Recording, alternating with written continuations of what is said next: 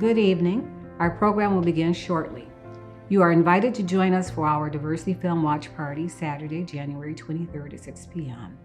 The film we will view is an Amazon original film called Time. It is a new documentary that looks at the toll that incarceration takes on a family and how one woman made a difference for her family. It is a film about struggle, hope, and triumph. Please watch the film trailer. We look forward to seeing you on Saturday. Check our website for details.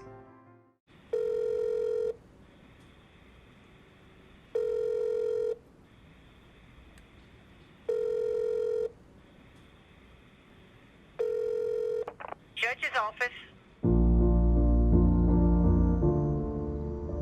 My name is Sybil Richardson, and my family is awaiting on a ruling regarding my husband's matter. I was just wondering if you might have any information on like an update on it. No, we don't have anything. You have to just look to us on Monday. Yes, ma'am. Thank you so much. Okay, all Have a right. good weekend. Bye-bye.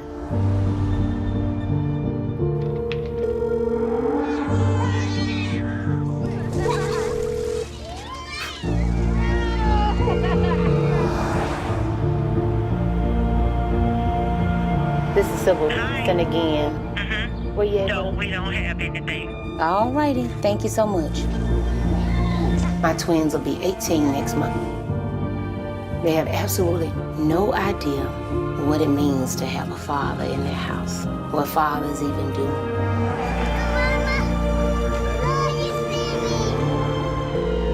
Hello. Did you get any word from over at the big house today? Haven't seen anything yet. Nothing yet? No, Okay. You got a chance to call today?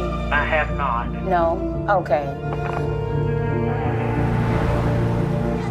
Man, these people have no respect for other human beings' lives. No matter how sane or how understanding you try to be, it just will make you lose your absolute mind. You know how hard I'm gonna be smiling when you come home?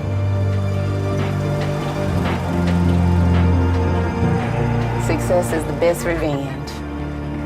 Success is the best revenge. You're gonna show them that they can't treat human life this way. Success is the best revenge. Just hang in there, because when you get them home, they gonna pay, they gonna pay, they gonna pay. I knew that if it was gonna be, it was gonna be totally up to me.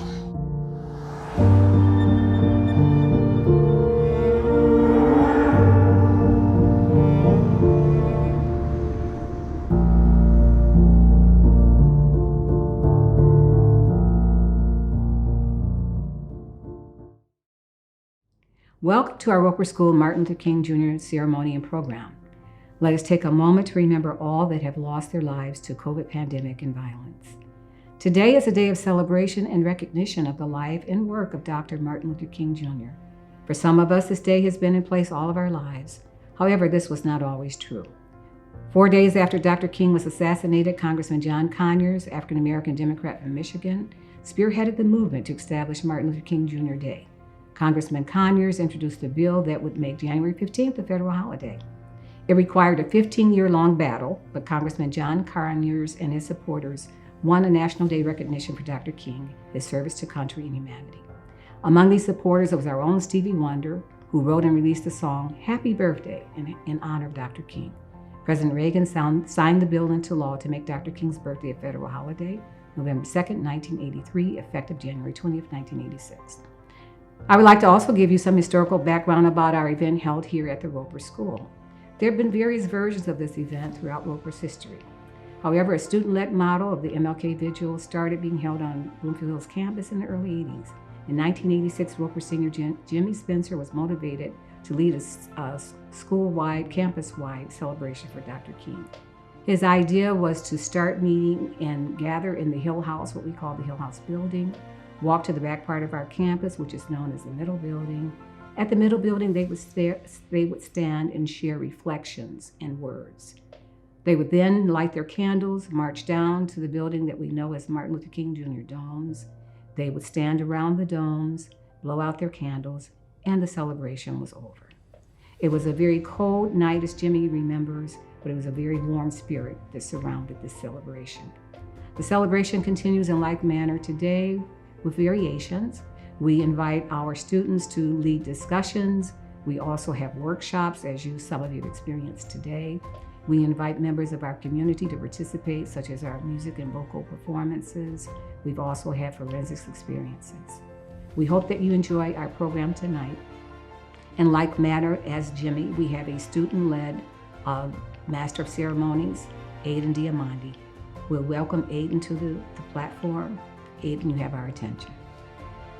Welcome to our virtual Martin Luther King Jr. Candlelight Ceremony and Program. My name is Ayden Diomande. I am a senior at the Roeper School, and I am thrilled to be this year's Master of Ceremony for this esteemed celebration. I am incredibly honored to have been selected to fill such an important role in this program. From attending the celebration for the first time as an 8th grader, I embraced the unique setting for reflection that Roeper MLK Day provided and inspired. Leaving Roeper, I feel that one of the most important things I learned here is the power of a social justice philosophy and initiative behind an institution. The philosophy of equity and inclusion ensures the promise of constant change. No matter the standing of the institution, there will be hope to adapt for the better. Because at the heart, this philosophy was born out of the ever-changing need of oppressed people. Moreover, this serves as a guide when we ask ourselves, how can we help those in need? Through true listening and better understanding.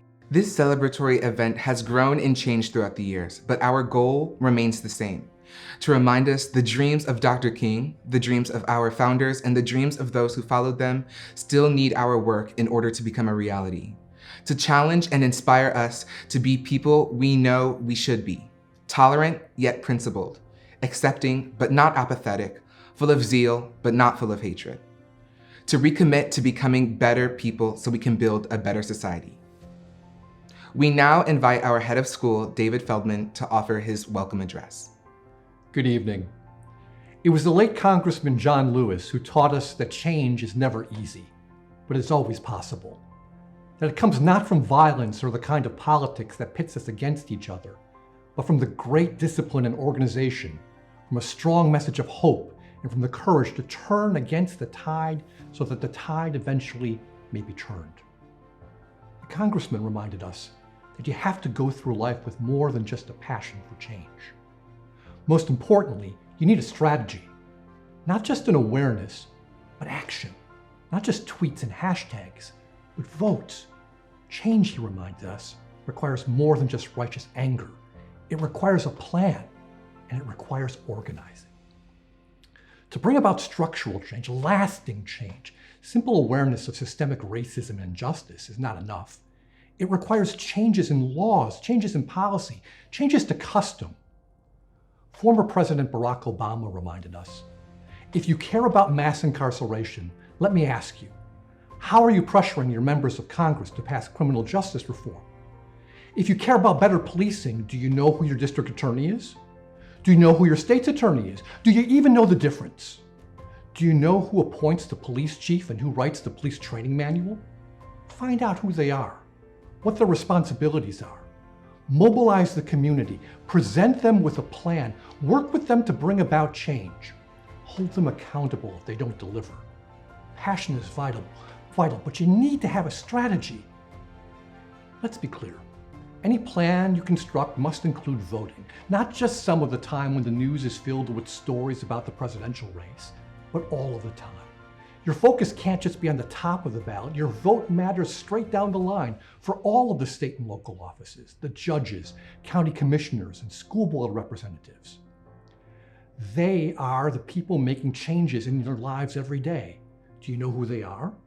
Do you know their positions on the issues? The ones changing your rights and responsibilities? Take the opportunity to influence their decision-making. Real change, systemic change, also requires more than just speaking out. It requires listening as well. In particular, it requires listening to those with whom you disagree with. Prepare to work collaboratively and compromise. If you think the only way forward is to be as uncompromising as possible, you may feel good about yourself. You may enjoy a certain sense of moral purity, but you're not going to get what you want. And if you don't get what you want, longer and longer, you'll eventually believe the whole system is rigged. And that will lead only to more cynicism, less participation in a downward spiral, more injustice, more anger, more despair. That's how we cheat ourselves out of progress. Today we remember Dr. King's incredible oratory, the power of his letter from a Birmingham jail, the marches he led, the dream he shared. But he also sat down with President Lyndon Johnson in the Oval Office to try and construct the Civil Rights Act and a Voting Rights Act. These two men disagreed fiercely over two historically monumentous bills that we know were not perfect. The new laws they created did not make up for centuries of slavery and Jim Crow, nor did they eliminate racism. But as President Obama reminded us, they made things better. And better is good, because at each step you can consolidate your gains. You can move forward for the next fight and for a stronger position. As we prepare for the inauguration of a new president, it's vital to remember that change isn't something that only happens every 4 or 8 years. Change is not placing our faith in one particular politician and then just standing on the sideline and saying, okay, you're elected, go fix things. Congressman Lewis reminded us that change is the effort of committed citizens who join together to create something bigger than themselves and fight for it every single day. It was the author and activist James Baldwin who summed it up best when he wrote, "Not everything that is faced can be changed, but nothing can be changed until it's faced." Now it's our turn. We are the change we seek. Thank you. Thank you, David. We appreciate your words of inspiration. Our first performance of the evening is an integration of dance and music. It is a collaborative performance arranged by Birmingham campus music teacher Abha Deering and our dance teacher on both campuses, Amy Kova. The concert choir will perform Morning Song, the Cherokee Amazing Grace, arranged by James Green. The song starts in Tihanama, one of the languages of the Cherokee tribes that lived mainly in the Appalachian and southern United States. Over time, through colonization and oppression, Christianity became more important to tribes who continued to also be spiritually earth-centered.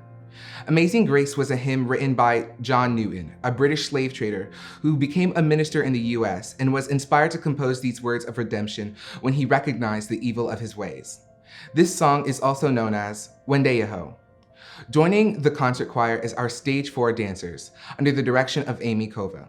This dance reflects the music and text with some indigenous-inspired choreography.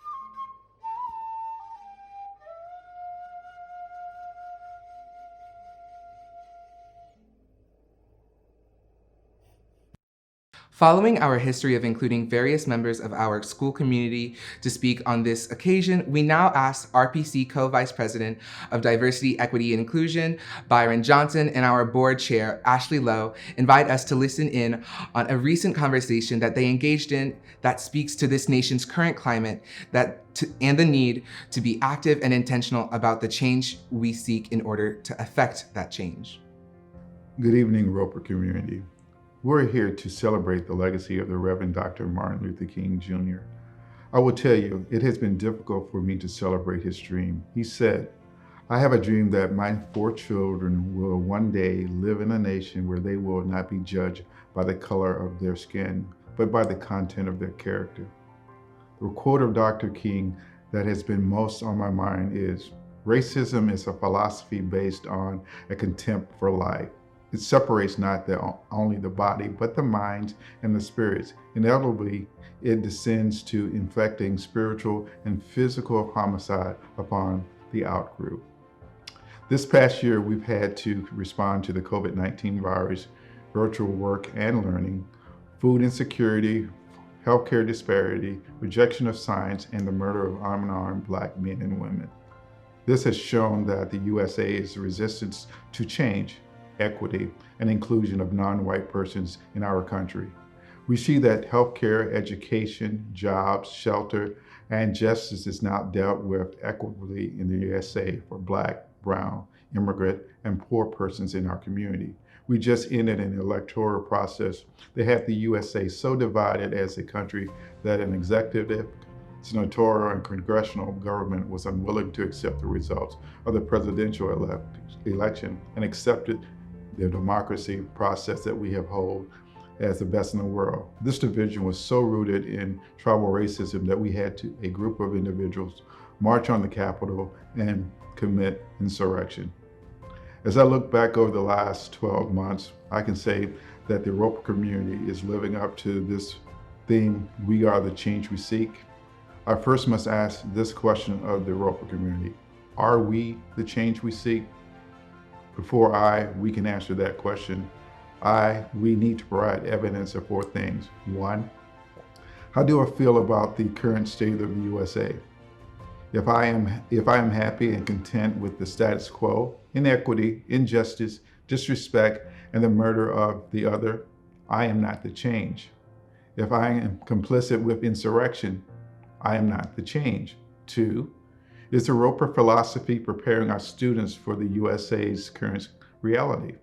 If I'm not practicing philosophy that compels me to accept the whole person, value diversity, be responsible to community, trust and listen to others, and learn to react in a flexible, clear-minded, and intelligent way to the complexities of society, I am not the change. 3, is our community active in dealing with diversity, equity, and inclusion at Roeper? If we are not providing programming to promote diversity, equity, inclusion, and if we are not assessing our implementation of diversity, equity, inclusion in the school, we are not the change. 4, do Roeper students have a social justice voice that will allow them to positively impact diversity, equity, inclusion in the USA and the world? If the students are not speaking out in support of Black Lives Matters, if the students are not pushing the school to be more active on social justice issues in the community, and if the students are not pushing their parents to be engaged, they are not the change. The strategic question that I have put before you, are we the change we seek? My answer, Roeper community, our students have demonstrated that they believe in social justice. They are willing to end the tribalism, inequity, and the exclusion in the US and the world that impedes social justice for all. They are willing to act in truth and love. This is the foundation of the Reverend Dr. Martin Luther King's message. Roeper community, we can say, we are the change we seek. As I bring my remarks to a close, I am hopeful and I believe that this community is willing to do the work that will bring the dream of Reverend Dr. Martin Luther King Jr. to fruition. Thank you.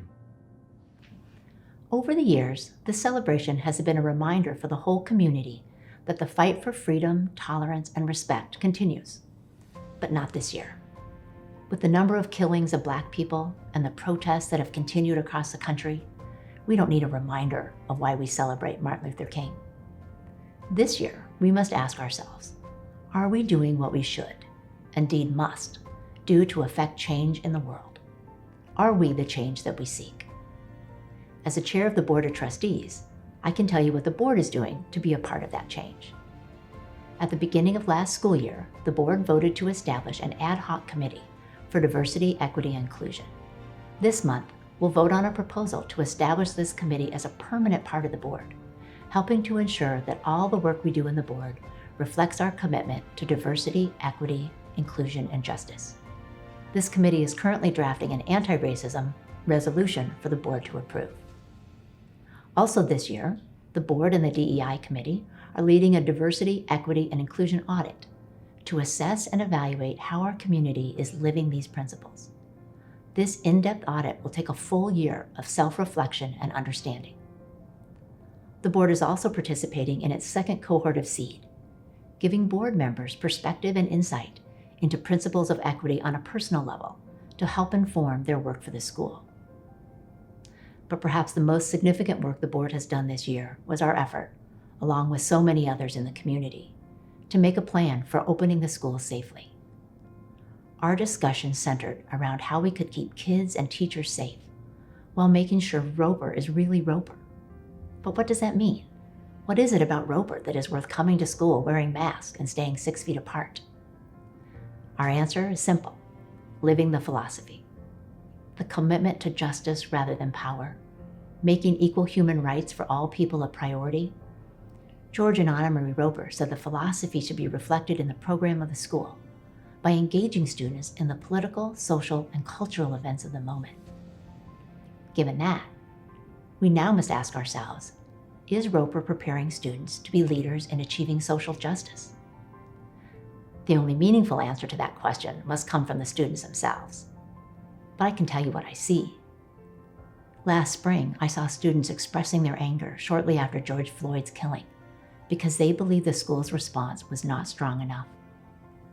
I saw those same students lead the vigil against racial injustice in June to help the community process that tragedy and come together to support each other.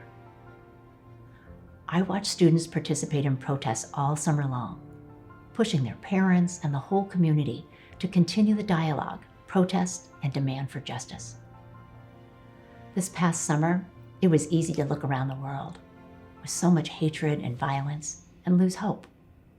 But when I look at Roeper students, they give me hope. Not because they are safe and comfortable in a bubble of fairness and equity, but because they are not. We can't keep them safe from the world because they live in it. They experience racism and oppression every day. But in reaction to that, they are working to become the change they seek. Maybe not perfectly, maybe from the safety of the Roeper community, but they are leading their effort.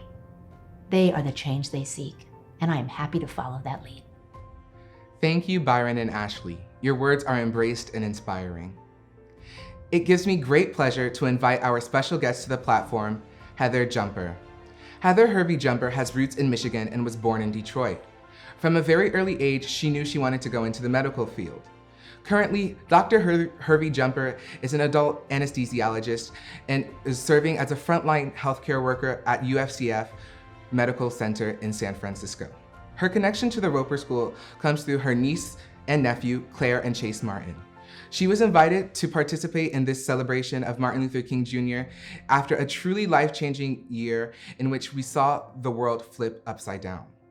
From the perspective of a frontline healthcare worker during an international pandemic, Dr. Hervey Jumper says she leaned on her foundations during some of the most trying moments. She said, "There are times you are staring danger in the face and you have to stand like a rock because others are looking to you to be their rock. But in my mind, I hear the words of spirituals saying to me by my grandmother. I would gently hum about the land of peace and glory and take my mind above the chaos for just a moment." Dr. Hervey Jumper wants to share a spoken word from one of the most influential poets in recent history. She will share one of the works of American poet and activist Dr. Maya Angelou. The first selection that Dr. Hervey Jumper will recite is Caged Bird. Caged Bird by Maya Angelou. A free bird leaps on the back of the wind and floats downstream till the currents end, and dips his wing in the orange sun rays and dares to claim the sky. But a bird that stalks down his narrow cage can seldom see through his bars of rage. His wings are clipped and his feet are tied, so he opens his throat to sing. The caged bird sings with a fearful trill of things unknown but longed for still, and his tune is heard on the distant hill, for the caged bird sings of freedom. The free bird thinks of another breeze, and the trade winds soft through the sighing trees, and the fat worms waiting on a dawn-bright lawn, and he names the sky his own. But a caged bird stands on the graves of dreams. His shadow, it shouts on a nightmare scream. His wings are clipped and his feet are tied, so he opens his throat to sing. The caged bird sings with the fearful trill of things unknown but longed for still, and his tune is heard on the distant hill, for the caged bird sings of freedom. Thank you for those lovely words, Heather. Our Stage 4 ukulele class will be performing Abraham, Martin, and John, a 1968 song written by Dick Holler, first recorded by Dion. It is a tribute to the memory of 4 assassinated Americans, all icons of social change: Abraham Lincoln, Martin Luther King Jr., John F. Kennedy, and Robert F. Kennedy. It was written in response to the assassination of King and Robert Kennedy in April and June of 1968, respectively. It has since been covered by numerous artists, including several Motown performers. The names of performers are as follows: students Amira Saleh, Jack Holt, Chloe Perov, James Schaffer, Carter Kimpson, Mia Carlson, Will Jarman. We hope you enjoy this performance, and more importantly, the tribute to President Lincoln, Dr. King, and President John Kennedy.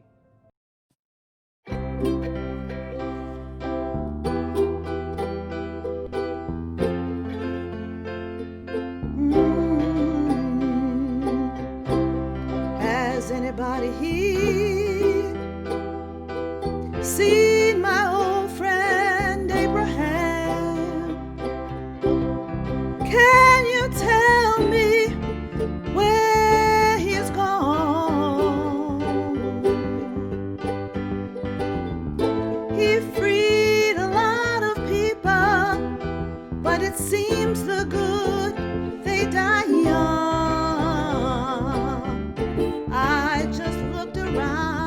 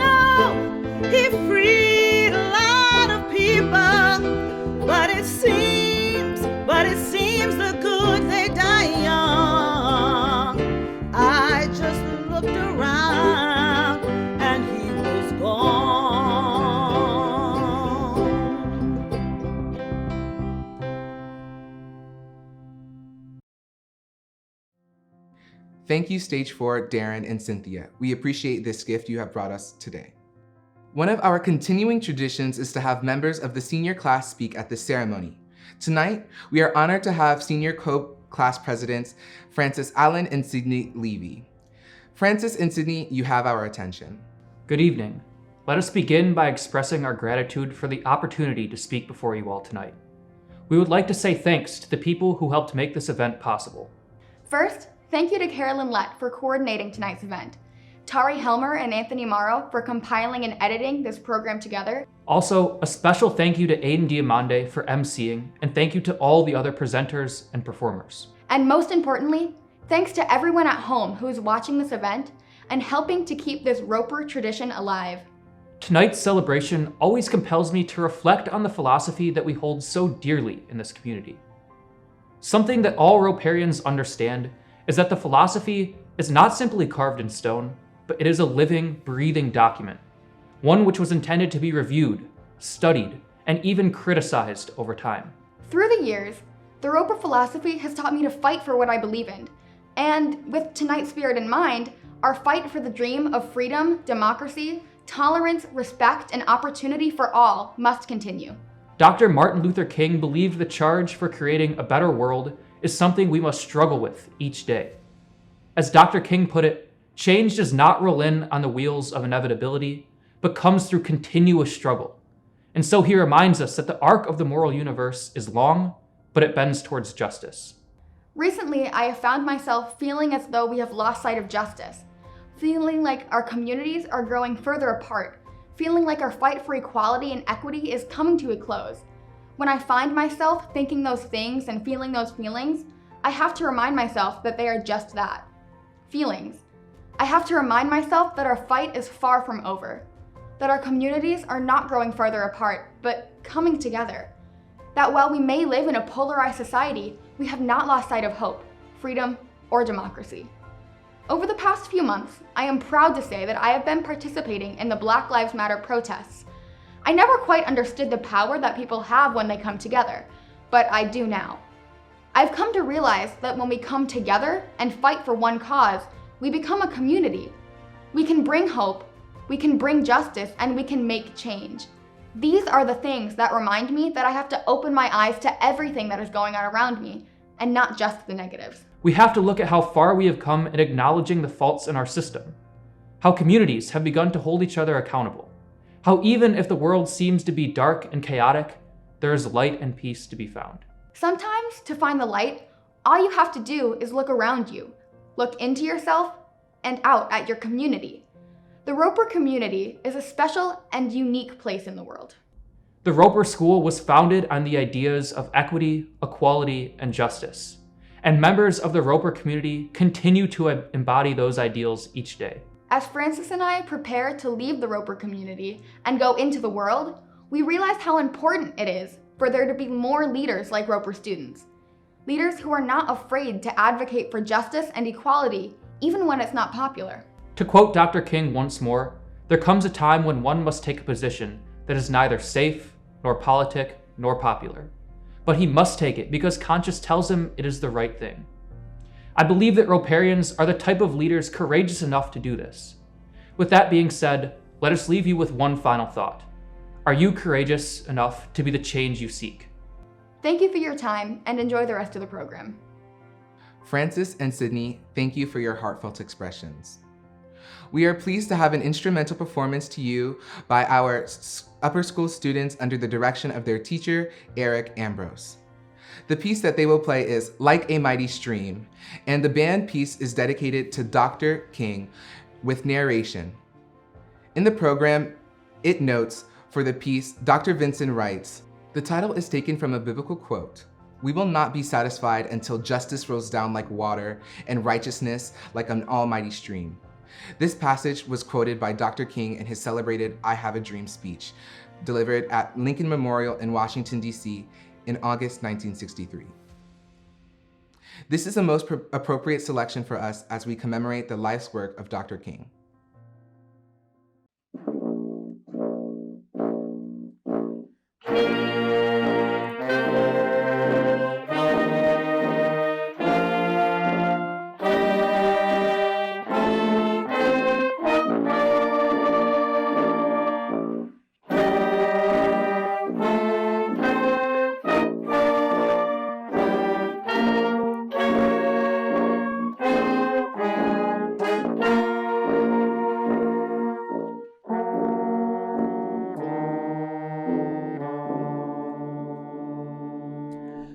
was born in Atlanta, and he died in Memphis.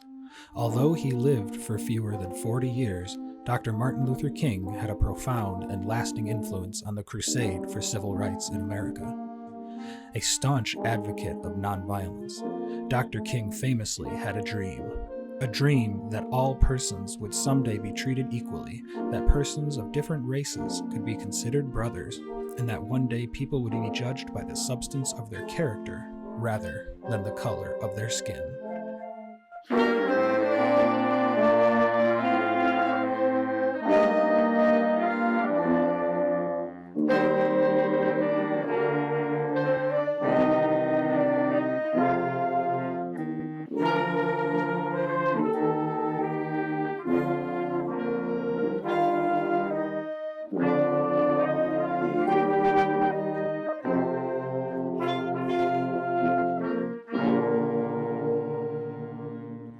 Sadly, bloodshed has too often been a part of the struggle for civil rights. Horrifying images of nightsticks, tear gas, snarling dogs, bombings, and riotous mobs still trouble us today. Dr. King was struck down by an assassin's bullet in 1968, tragically becoming a victim of the very violence to which he was so opposed.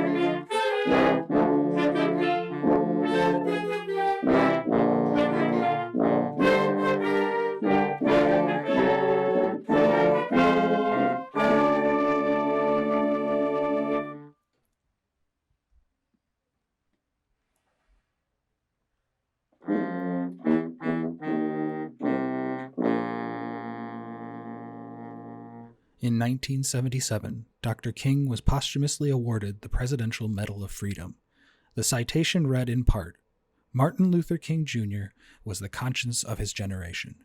He gazed upon the wall of segregation and saw that the power of love could bring it down. He made our nation stronger because he made it better. His dream sustains us yet."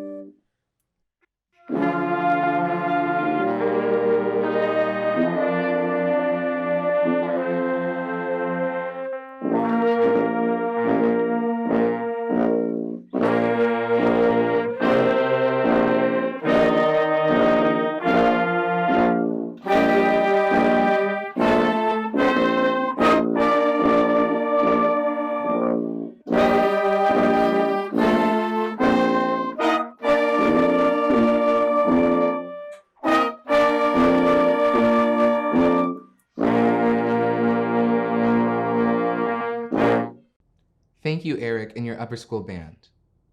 Next, we invite our middle/upper school dancers' performance under their direction of their teacher, Amy Kova. The middle school, upper school dancers are performing to the song Glory, composed by John Legend, Common, and Rhymefest for the motion picture Selma. The lyrics reference the civil rights era of the 1960s, while at the same time act as a rallying call for the Black Lives Matter movement today. The Dancers' Impassioned Movement is a metaphor for 3 historical voting rights marches from Selma to Montgomery, Alabama in 1965. The anthem celebrates civil rights legends Dr. King, Rosa Parks, and John Lewis, while simultaneously calls on us to come together, guided by their wisdom of our elders, energized by the spirit of our youth, to continue this fight against systemic racism in America today. One day, when the glory comes, it will be ours, it will be ours. Oh, one day, when the war is won, we will be sure, we will be sure. Oh, glory, glory, glory. Oh, glory, glory. Hands to the heavens, no man, no weapon formed against, yes, glory is destined. Everyday women and men become legends. Sins that go against our skin become blessings. The movement is a rhythm to us. Freedom is like religion to us. Justice is juxtaposition in us. Justice for all just ain't specific enough. One son died, the spirit is revisiting us. True and living in us. Resistance is us. That's why Rosa sat on the bus. That's why we walk through Ferguson with our hands up. When it go down, we woman and man up. They say stay down, and we stand up. Shots we on the ground, the camera panned up. King pointed to the mountaintop, and we ran up. One day, when the glory comes, it will be ours, it will be ours. Oh, one day, when the war is won, we will be sure, we will be sure. Oh, glory, glory, glory. Oh.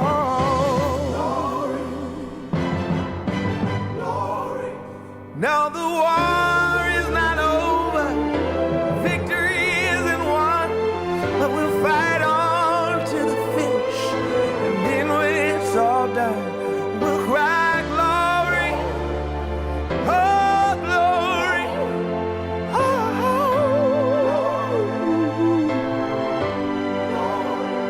we'll cry glory, oh glory, oh.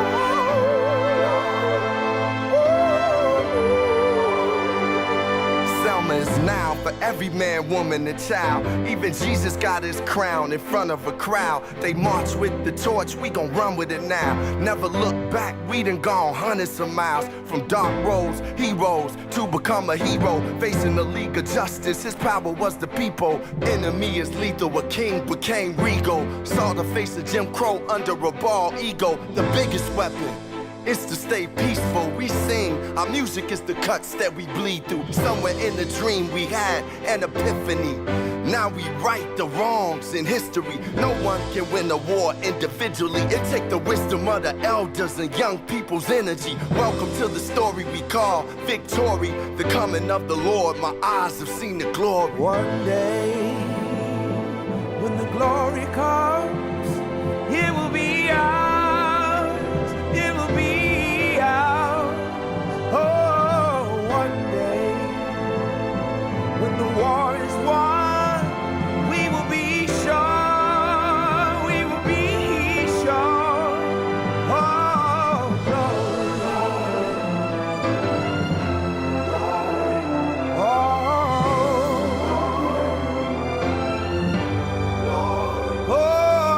glory,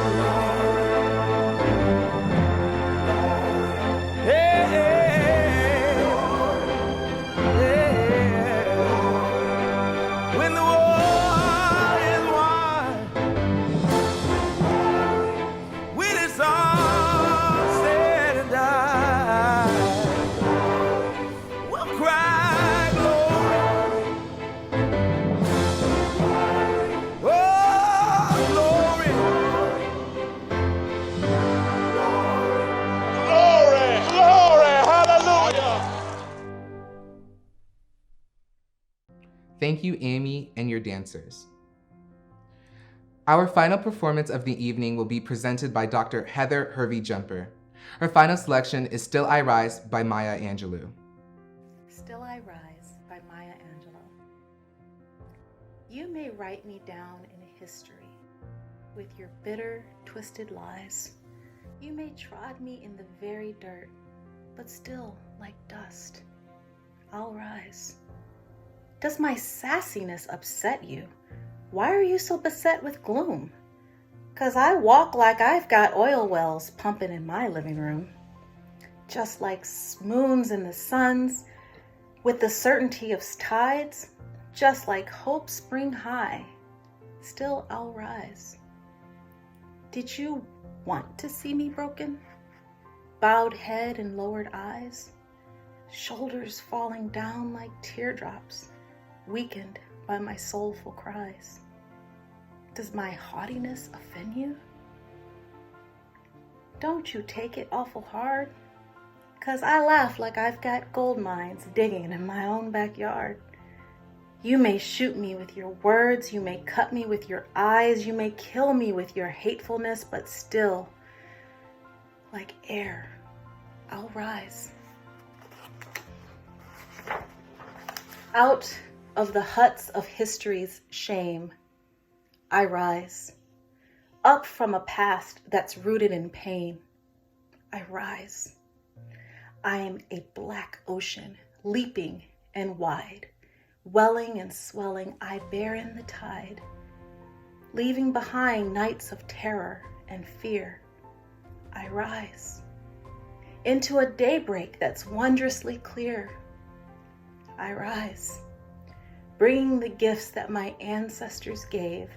I am the dream and the hope of the slave. I rise, I rise, I rise. Thank you, Heather. Last but certainly not least, we ask our own Emery Pence to lead us in the candlelight ceremony with concluding remarks. What I learned from Black patriots. As a member of the very confident old white guy community, our motto, we're pretty sure about everything. It is important for me to remember how much I have learned from watching African Americans save this country and its ideals over the last 300 years. I do not mean to discount all the sacrifices work done by others, but lately I've been humbled by how much I have learned from Black people. Dr. King's greatest speech was a hymn to America, a love song to his country, perhaps the most patriotic speech ever given about our nation. His life itself was a hymn to what America says it is and should be. Some of us cringe at the word patriotism and the flag. We consider them jingoism, mindless my country right or wrong, America love it or leave it, and even tools to blind and lead us astray. But the words of Dr. King and many others say there is an American dream and all people deserve it. The flag that is used to sell stupid wars and consumer appliances is also the flag that led Black and white troops into battle to end slavery. The flag that rested on the tops of Dr. King's and Lincoln's coffins. The flag that liberated the concentration camps of Europe. The flag that led marches over the Pettus Bridge. The flag that villagers in Kenya waved when Obama was elected president. And the flag that has inspired people around the world. But it's not just a flag of one people, one nation. It's a flag that inspires hope for democracy, justice, the rule of law, and equality for all people everywhere. It has never seen these in perfect reality, far from it, but the flag embodies hope for them just the same. Black people won't let America forget its promise to all people. They just believe in it more than most. In 1956, Dr. King's home was bombed. Some of his supporters got their guns and wanted to confront not just the Klan, but the police and mayor, who they suspected were either behind the bombing or who allowed it.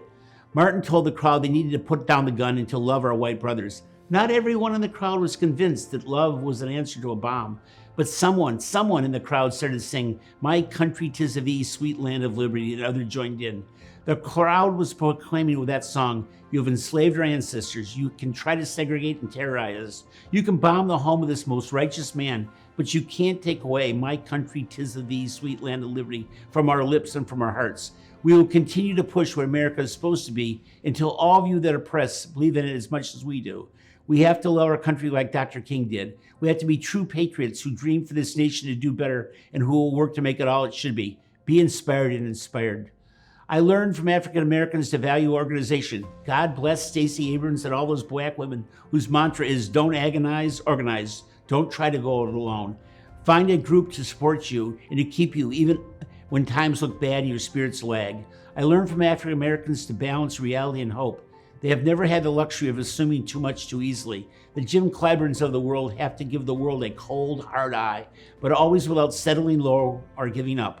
White supremacy is strongly embedded in our history and culture, and is not a foe to be underestimated. Singing Kumbaya is not going to do it, but neither is feeling hopeless. Staying focused and pace yourself, for it is a marathon, not a sprint, a relay to be run long after you and I are gone. I learned from African Americans that what is needed when fighting an entrenched, powerful enemy is creative, asymmetrical warfare. When in a ridiculously long line in Philadelphia, voting line in Philadelphia, started a dance party, challenge injustice, face on, and then use all forms of media to publicize the confrontation.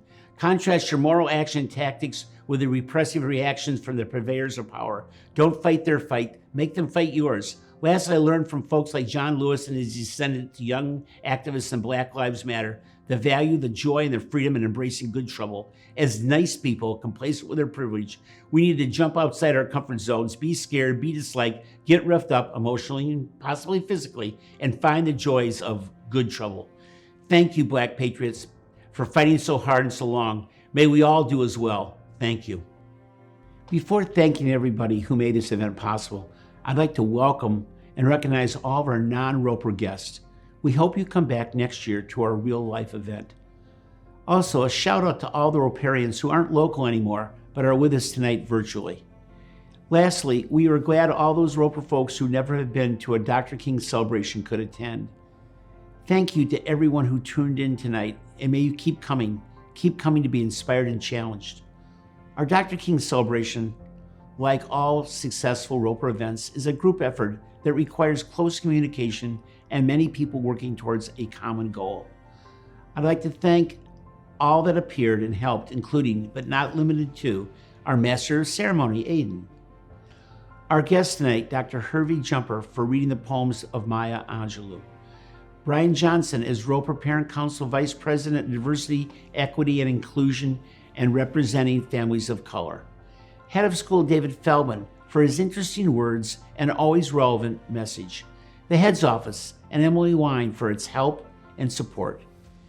Carrie Papadopoulos for all her communication efforts to get the word out about tonight's celebration. Juliet Olenek and the alumni councils, including alumni students of color. The development office with Danita, Bonnie, Katie, Shani, and Marcia. Senior class representatives Sydney Levy and Frances Allen, who continued the tradition of the best speeches being from students. The Student Diversity Advisory Committee, the White Anti-Racist Allyship Group, and the Families of Color Affinity Group for offering this afternoon's workshops. Workshop presenters Carrie Turner, Travis Spencer. The middle school upper school choirs under the direction of Abha Deering. Instrumental music from the Birmingham campus brought to you by Eric Ambrose and his bands. The Stage 4 band montage under the direction of Darren Angereg and Cynthia Harris. Roper Lower School, Middle School, and Dancers Director Amy Kova. Jason McIntosh for creating the video music montage. Roper Board Chair Ashley Lowe for her inspiring words. Tari Helmner for handling a lot of the live tech and sound. Where would we be without Tari? Anthony Morrow, who filmed most of the videos shown tonight and generously gave of his professional expertise and studio time to do so. Lastly, I'd like to give a big thank you and a big metaphoric hug to the Dr. King celebration organizing committee leaders, Carolyn Lett and Danita Banks Sims, who put in a huge amount of time and work necessary for such an event to occur. Speaking of Danita, here she is now to tell us what's coming up next as we move to the virtual Candlelight Walk. Thank you. It is an honor to present our Candlelight Observance and to encourage you to take a moment to find the flame that represents your recognition of Dr. King's vision and enduring search for light and justice. As with most meaningful and sustaining events at Roper, the Martin Luther King Jr. Candlelight Walk was nurtured by Marian Hogue. Affectionately described by George and Anna Marie's children as the third founder of the Roper School, Mary Ann's tenure of more than 62 years is without peer. The origins of the event reveal her incomparable facility for supporting student voice and imagination. The Roepers' purposeful renaming of the domes in 1968 remains a hallmark of the school's commitment to social justice. So when Curtis Scott, class of 1971, a then upper school student, wrote to Coretta Scott King to share the intention to officially rename the domes for her late husband, Curtis soon received a gracious note in return where Mrs. King expressed her gratitude for the notable and impactful gesture. More than a decade later, Mary Ann helped realize another aspiration when she thoughtfully supported Roper student Jimmy Spencer, class of 1996, when he was moved to create a community event that fully celebrated the fundamental tenets that connect Roper to Dr. King's similar principles for humankind. The first presentation of the Martin Luther King Jr. Candlelight Walk originated in the Hill House lunchroom, now the Stage 1 Motor Skills Room, on the Bloomfield Hills campus, and included our soup fellowship from the start. Many elements of that first program remain, but the most revered portion of the evening has always been our shared journey from an appointed place on campus to our focused destination to the Martin Luther King Jr. domes. Like many of you, I have vivid recall of Dr. King's assassination. I was 10 years old and have distinct memories of tanks rolling along Pennsylvania Avenue in my beloved hometown of Washington, D.C. However, my indelible recollection was the choice my parents made to keep my sisters and I home from school on Dr. King's next birthday in 1969, and insist that we use that day and every birthday subsequent to that for service and prayer. The MLK Candlelight Walk has afforded a wonderful extension of my first observances, and my husband and our kids, two Roper alumni, are so privileged to have joined countless community members over the years for this event. It is an incredibly special night. Just like our recommendation for tonight's adjusted version of the flame, we eventually replaced our early version of lit candles with a battery-operated candlelight. We learned that the safety conscientious choice did not diminish our observance, so we have increased confidence that we could and should consider how to preserve this traditional moment, even in the shadow of the pandemic. Now, we invite you to observe this revered candlelight moment with a conventional candle, a battery-operated candle, a flashlight, a cell phone light, or your own inherent light, and join us in this virtual and communal walk to the Roper School Martin Luther King Jr. domes and to reflect on the gift of Dr. King's life.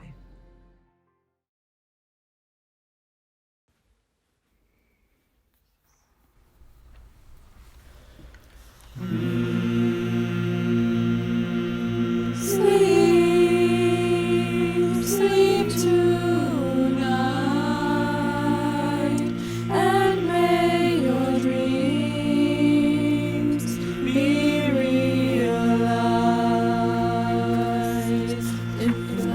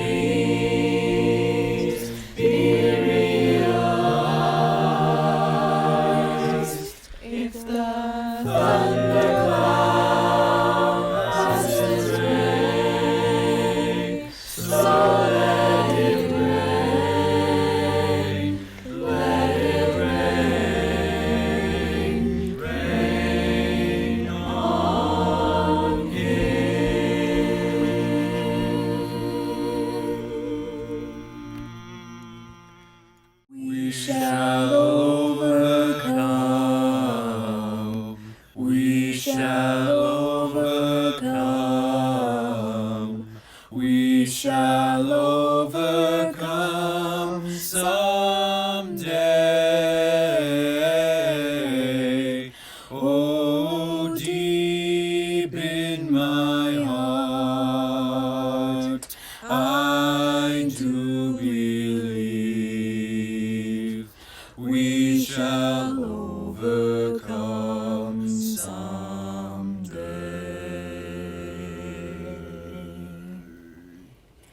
We shall all be free. We shall all be free. We shall all be free someday.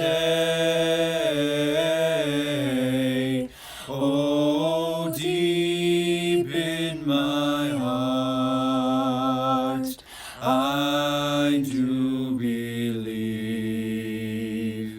we shall all be free someday.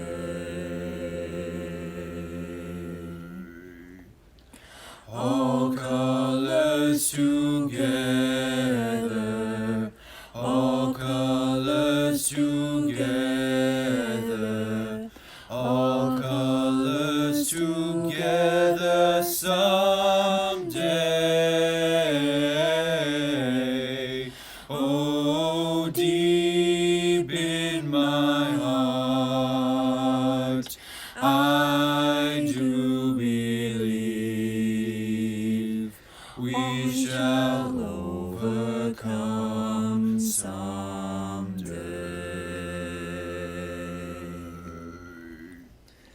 We shall overcome.